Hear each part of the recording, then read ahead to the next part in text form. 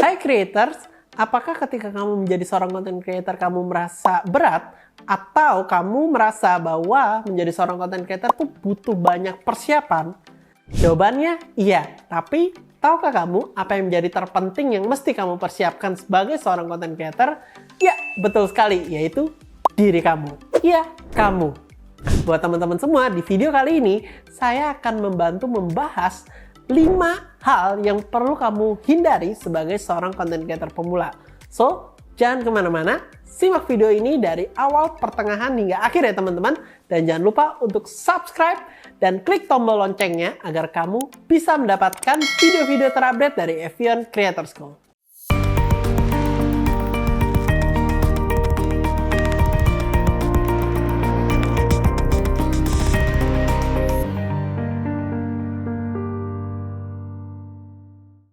Hai semuanya, kembali lagi bersama saya yaitu Owen Marsyenda selaku co-founder dan juga CMO dari Evian Creator School. Nah teman-teman semua, sebagai seorang content creator, kamu di sini nantinya akan bekerja dalam pembuatan konten.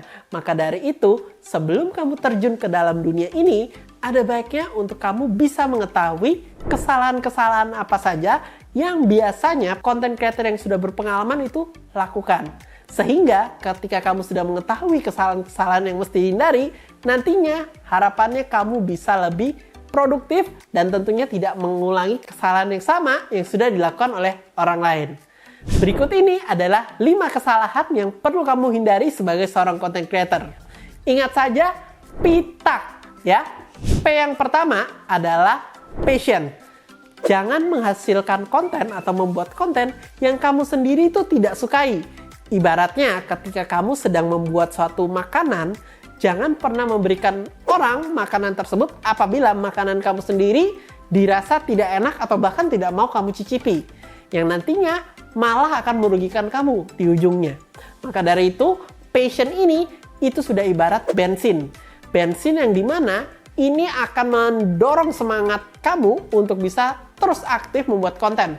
Tanpa adanya bensin yang membakar ini yang berupa passion, kamunya nantinya akan malas-malasan atau mungkin tidak produktif dalam membuat konten karena konten yang kamu buat itu adalah sesuatu hal yang tidak kamu sukai. Maka dari itu, sebelum kamu terjun di dalam ini, pastikan kamu mengetahui apa yang menjadi passion kamu. Passion itu mungkin banyak, tapi kamu boleh memfilter nih kira-kira passion mana yang kamu bisa uji coba terlebih dahulu. Pokoknya jangan sampai kamu membuat konten yang benar-benar kamu tidak sukai ya. Pilihlah 2 atau 3 passion yang sekiranya kamu paling sukai dan cobalah buat kontenmu dari sekarang. Itu adalah kesalahan yang pertama, yaitu membuat konten tidak sesuai passion. Kemudian yang kedua, I adalah instan. Jangan jadikan profesi content creator ini sebagai sumber instan untuk kamu bisa mendapatkan penghasilan. Sebenarnya, untuk kamu bisa menghasilkan pendapatan dari seorang content creator atau dari profesi content creator ini, itu ada caranya. Ada yang mungkin temponya cepat, ada yang temponya tuh lama. Ada yang bisa menghasilkan uang dari profesi ini tuh hanya dalam waktu 1 bulan, ada juga yang perlu 2-3 bulan baru akhirnya pecah telur. Semua itu tergantung dari apa? Itu tergantung dari kamu bekerjanya. Kalau kamu sebagai seorang content creator pemula rajin membuat konten dengan jumlah yang banyak dan tentunya memperhatikan kualitas, kamu tentunya di sini akan lebih cepat untuk mendapatkan goal kamu tersebut. Namun yang pasti tidak ada satupun content creator yang dalam 1 hari itu langsung jadi. Semua ada prosesnya. Maka dari itu, perhatikanlah diri kamu dan sayangilah diri kamu juga agar kamu bisa menikmati segala prosesnya. Tak ada sesuatu yang sia-sia ketika kamu sudah memulai dengan niat yang baik. Maka dari itu, jadilah seorang content creator yang bisa menciptakan dampak positif dengan menaruhkan mindset bahwa konten yang harus kamu buat adalah tujuannya untuk berbagi kepada sesama. Dengan begitu, kamu akan menjalaninya itu dengan ikhlas ataupun tidak terbebani. Itu adalah poin yang kedua terkait kesalahan sebagai seorang content creator. Yang ketiga, yaitu T, target audience. Kamu sebagai seorang content creator harus mengetahui target audience kamu ketika kamu sudah menentukan niche dari channel kamu. Misalnya, niche dari channel kamu adalah temanya tentang dunia perfilman. Kamu mesti pelajari siapa yang menjadi target audiens kamu. Mulai dari gendernya, kesukaannya, kemudian dari apa yang orang-orang tersebut cari. Selidikilah target audiens yang kamu tuju sedetail-detailnya agar konten yang kamu siapkan nanti itu skupnya atau angle-nya bisa menyinggung apa yang memang audiens kamu tuh sukai atau gemari. Dengan kamu bisa membuat hal ini tuh menjadi relevan antara audiens dengan konten yang mau kamu buat, konten kamu itu akan siap untuk ditonton oleh audiens dengan jumlah banyak. Maka dari itu perhatikanlah target audiens kamu dan selidikilah siapa yang menjadi target kamu sampai sedetail-detailnya. Kemudian yang keempat yaitu A, algoritma. Dimanapun kamu berkarya nantinya, baik di sosial media YouTube, Instagram, TikTok, Facebook, Twitter, atau dimanapun itu, kamu mesti paham bagaimana cara kerja sosial media tersebut, terutama dalam hal algoritmanya.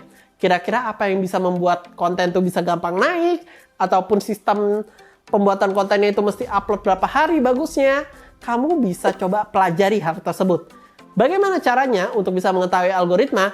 Cara paling gampangnya adalah dengan kamu mencoba mencari idola kamu yang kamu rasa orang ini tuh aktif dalam membuat konten di sosial media tersebut dan coba lihat konten-kontennya. Apakah kontennya tersebut itu upload setiap hari? Terus angle-nya seperti apa? Hashtag-nya menggunakan apa? Coba deh kamu pelajari. Dan kamu bandingkan dengan tokoh-tokoh yang lainnya juga. Apabila seorang konten creator tersebut itu memiliki pola yang sama dalam menghasilkan konten di sosial media tersebut, berarti kemungkinan algoritmanya itu bekerja sesuai dengan hal tersebut. Gitu. Jadi kamu pastikan untuk bisa mencari contoh terlebih dahulu baru kamu bisa eksekusi. Atau berikutnya kamu juga boleh mempelajari kebijakan-kebijakan yang ada di sosial media masing-masing. Contoh lainnya ketika kamu ingin menjadi seorang YouTuber yang membuat konten di YouTube. Coba pelajari YouTube Partnership Programnya, coba ikutin kursus-kursusnya atau video-video pembelajarannya yang berkaitan gimana cara menghasilkan income dan cepat untuk bisa mendapatkan monetisasi. Kamu coba selidikilah hal tersebut. Dan saya yakin setiap sosial media itu pasti punya kebijakan yang baik untuk bisa mendatangkan keuntungan bagi kreatornya. Karena apabila konten kreatornya untung, maka perusahaannya pun juga pasti akan diuntungkan. Itu dia poin yang keempat. Poin yang kelima, yang terakhir adalah K, konsisten. Ya, ini adalah segalanya ketika kamu menjalani profesi ini. Remember, content is a king. Kalau kamu mau menjadi seorang content creator dengan personal branding yang oke, satu-satunya cara adalah kamu membangun awareness diri kamu dengan membuat konten yang positif. Maka dari itu, konsisten ini adalah suatu nilai absolut yang dimana kamu harus pegang erat-erat agar kamu bisa menjalankan ini sampai goal yang kamu ingini. Konsisten membuat konten dan kalau bisa persisten juga agar kamu bisa mendapatkan hasil yang maksimal. Jangan lupa ketika kamu sudah mulai konsisten, lakukanlah evaluasi dari setiap konten-konten yang sudah kamu buat.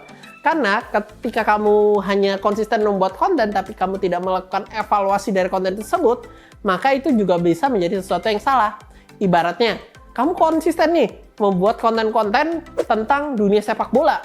Tapi ternyata setelah dievaluasi, kamu tidak mendapatkan follower atau tidak menghasilkan engagement. Nah, kamu coba gali mengapa hal itu terjadi. Karena kalau misal kamu hanya konsisten saja, kalau kamu salah, yang rugi adalah diri kamu sendiri. Karena kamu di sini tidak mendapatkan keuntungan apa-apa. Dan sekali lagi, sebagai seorang content creator, kamu nantinya akan bertarung di bagaimana cara menghasilkan engagement sebaik-baiknya. Dan kamu pun juga akan bersaing dengan para content creator di luar sana yang sudah lebih dahulu melangkah. Cara untuk kamu bisa melangkah lebih maju lagi adalah dengan terus melakukan evaluasi dari konten-konten yang sudah kamu buat.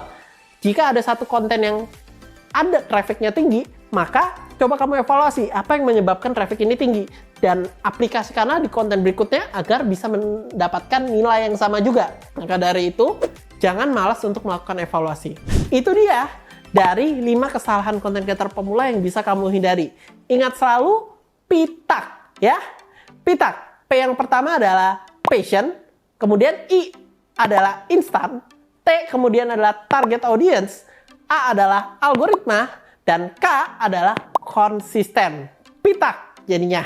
Selalu ingat tersebut agar kamu bisa sukses menjadi seorang content creator.